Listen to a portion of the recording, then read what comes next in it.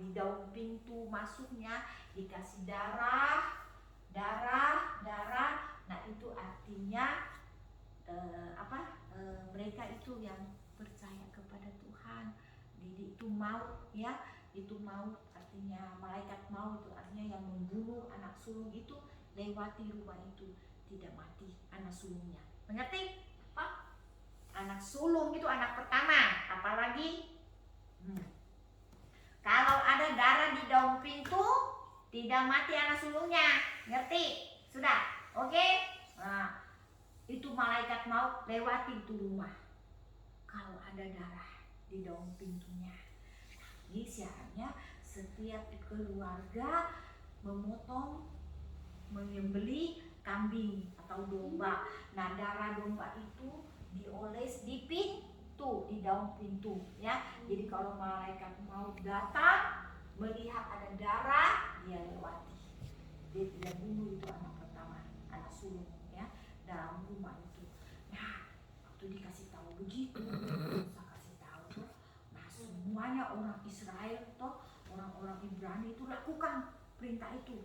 Mereka harus mengolesi ya, mereka mengadakan itu kayak pasca begitu ya.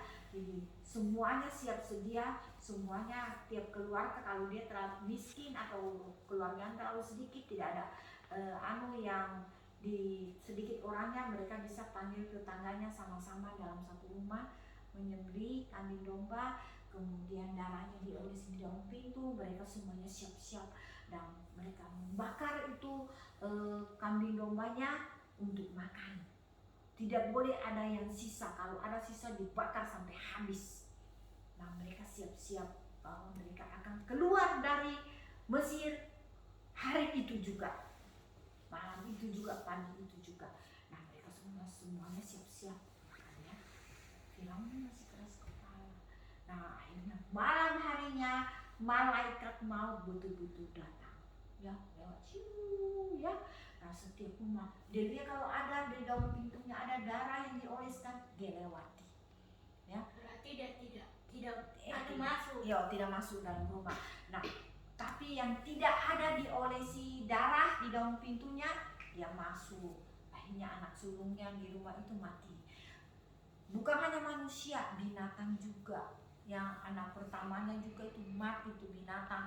Dan juga prajurit yang adalah anak pertama mati semuanya.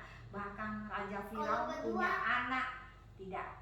Bahkan Raja Firaun punya anak pertama juga mati ya. Raja Firaun punya anak pertama juga mati. Wih, malam itu di mana-mana kedengaran tangisan, orang menangis meraung-raung karena ada yang meninggal di rumahnya ya. Nah semuanya menangis, hampir setiap keluarga itu ada kematian, ada yang mati anak sulungnya ya. Tapi yang ada olesi darah di dalam pintu mati tidak anak pertamanya? Tidak, yang mereka selamat karena mereka taat lakukan perintah Tuhan. Perintah Tuhan perintahkan apa? Olesi darah di daun pintu kan? Mereka taat. Apa?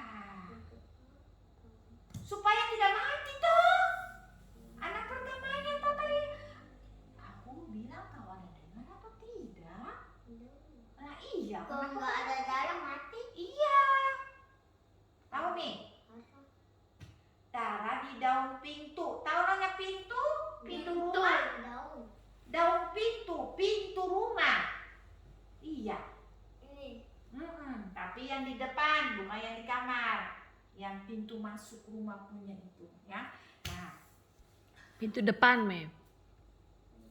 Nah, setelah itu mati anak pertamanya. Menangis semuanya Raja Firaun juga. Sudah, keluar nih. Keluar sekarang, keluar juga. Keluar. Akhirnya semuanya itu orang Mesir itu keluar, pergi sejauh mungkin, pergi sekarang. Diusir ini orang-orang Ibrani ya. Jadi orang keluar secepatnya, buru-buru keluar ya, mereka keluar pergi semuanya.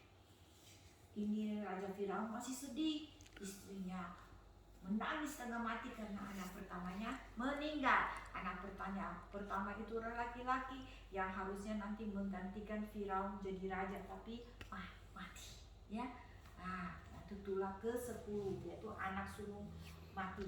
Nah, mereka keluar semuanya. Akhirnya bangsa Israel ini dan bangsa Ibrani akhirnya bisa keluar dari tanah Mesir, dari perbudakan di Mesir. Nah, apa yang terjadi kemudian? Saya lanjut saja ya. Habis itu sudah. Nah,